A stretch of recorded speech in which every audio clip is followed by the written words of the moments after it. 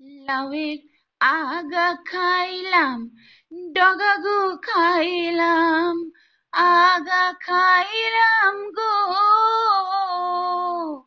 লাউয়ের আগা খাইলাম, ডগাগু খাইলাম, লাউ দিয়ে বানাইলাম ডুগডুগি। নমস্কার বন্ধুরা, আমাদের রান্নাঘরে তোমাদেরকে স্বাগত। আজকে আমাদের রান্নাঘরের রেসিপি হলো লাউ ডগা দিয়ে আলু দিয়ে পোস্ত। আজকে তোমাদের লাউ শাক দিয়ে আলু দিয়ে পোস্ত করে দেখাবো। তার জন্য দেখো আলুটা আমি একদম ডুমো ডুমো করে কেটে নিয়েছি। লাউ ডগার যে ডাঁটাগুলো থাকে গায়ের আঁশ কিন্তু প্রত্যেকটা ছাড়িয়ে একদম পরিষ্কার করে নিয়েছি।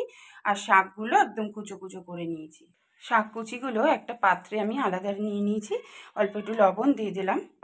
লবণ দিয়ে শাক কুচিগুলো হাত দিয়ে একটু চটকে 5 মিনিট মতন একটু আলাদাভাবে রেখে দেবো। তাহলে শাকের মধ্যে যে এক্সট্রা জলটা থাকে সেটা বেরিয়ে যাবে। নাহলে কড়াইতে দিলেই তো দেখো লাউ শাক থেকে অনেক জল বেরিয়ে যায়। এই জলটা এখানেই বেরিয়ে যাবে একবারে। এইভাবে 5 মিনিট রাখবো। কড়াইতে আমি সরষের তেল গরম করে নিয়েছি।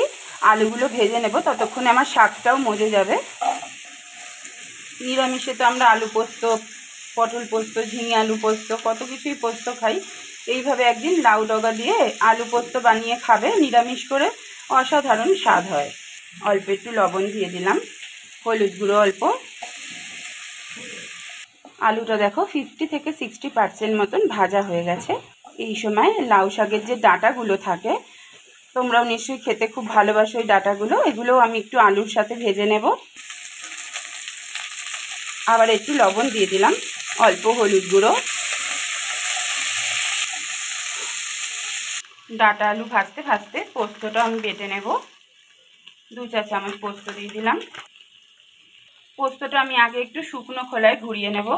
পোস্তটা দেখো আমি শুকনো ঘুরিয়ে নিয়েছি, দেখো দানাটা নেই, একদম মিহি হয়ে গেছে। 4টে কাঁচা লঙ্কা দিয়ে দিলাম পোস্তর মধ্যে। একটা টমেটো দিয়ে দিলাম মাঝারি সাইজের, একসাথে এবার পেস্ট করে নিয়ে একটা মিহি পেস্ট বানাবো। দেখো লাউ শাকটা ততক্ষণে কত সুন্দরভাবে মজে গেছে।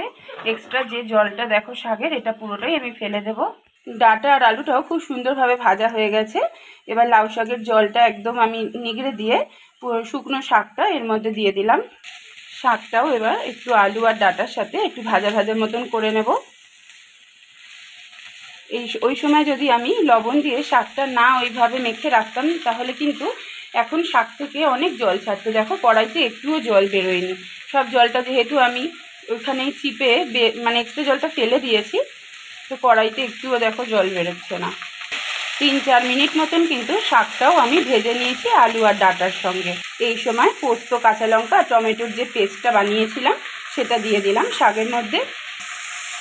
ভালো করে ওপর নিচ করে মিশিয়ে নেব। এই পোস্তটা কিন্তু খেতে ভীষণ ভালো লাগে।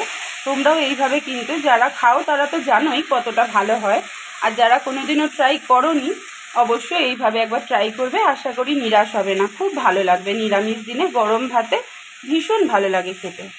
এই সময় লবণটা দিয়ে দিলাম। আগে শাকে লবণ দেওয়া ছিল আর ভাজার সময় আমি অল্প লবণ দিয়েছিলাম, তাই লবণটা বুঝেই ব্যবহার করতে হবে।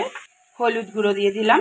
1 চা চামচ চিনি দিয়ে দিলাম। চিনিটা দিতেই হবে, যেহেতু শাক, চিনি না দিলে খরা খরা লাগবে। আর পোস্ততে তো একটু চিনি লাগেই, তোমরা সবাই জানো। তো সব কিছু দিয়ে এবার একটু ভালো করে ওপর নিচ করে মিশিয়ে নেব। খুব ভালোভাবে পোস্তটা আমার মেশানো হয়ে গেছে। পোস্তর বাটি ধোয়া জল ওই 1/2 কাপ মতন, খুব বেশি না, সেটা আমি দিয়ে দিলাম। এবার ওপর নিচ করে একটু মিশিয়ে ঢাকা চাপা দিয়ে ভালো করে শাকটা ডাঁটাটা সেদ্ধ করে নেব। এর থেকে আর বেশি জল দেওয়ার প্রয়োজন নেই। এবার আমি ঢাকা দিয়ে দিচ্ছি লো টু মিডিয়াম ফ্লেমে। আমি 5 মিনিট পরে ফিরে আসছি। 5 মিনিট পর ফিরে আসলাম, ঢাকাটা খুলে দিলাম।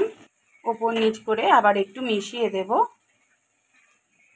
ডাঁটা আলু সবই সেদ্ধ হয়ে গেছে। আরও 2 মিনিট মতন একটু ঢেকে দেব আমি। 2 মিনিট পর ফিরে আসলাম। দেখো শাকের কিন্তু কোনো এক্সট্রা জল টল কিছু নেই, শুকিয়ে গেছে। পোস্তটা আমার রেডি হয়ে গেছে। এই সময় আমি গ্যাসটাও বন্ধ করে দিলাম। একটু কাঁচা তেল ওপর থেকে ছড়িয়ে দিচ্ছি। যেহেতু পোস্ত, কাঁচা তেল দিলে কাঁচা তেলের গন্ধটা খুব ভালো লাগে, অনেকেই পছন্দ করো পোস্ততে কাঁচা তেল দিয়ে। আমি 10 মিনিট স্ট্যান্ডিং টাইমে এইভাবে রেখে দেবো। রেসিপিটা কিন্তু আমাদের হয়েই গেছে। আমার রেসিপিটা এখানেই শেষ করলাম। আশা করি তোমাদের লাউ ডগার পোস্ত খুব ভালো লেগেছে। যদি ভালো লেগে থাকে একটা ছোট্ট করে লাইক দিয়ে কমেন্ট করে যাও কেমন লাগলো। আর বাড়িতে এইভাবে তোমরাও বাড়িতে বানিয়ে খেও।